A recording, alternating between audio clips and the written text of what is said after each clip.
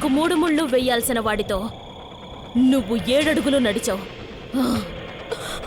భయపడకు, నేను నిన్ను ఏమీ చేయను. కానీ వివేక్ వదలను. ఎందుకు? చనిపోయిన తర్వాత కూడా ఆయన వెంట పడుతున్నా పగ కాదు, ప్రేమ. ఆ రోజే మీ నిశ్చితార్థాన్ని తగలబెట్టేదాన్ని, కానీ ఆ త్రినేత్రం నాకు అడ్డుపడింది.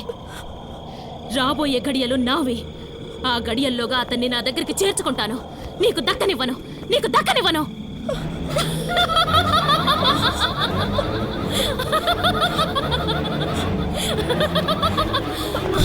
నా వివేక్ నాకే సొంతం.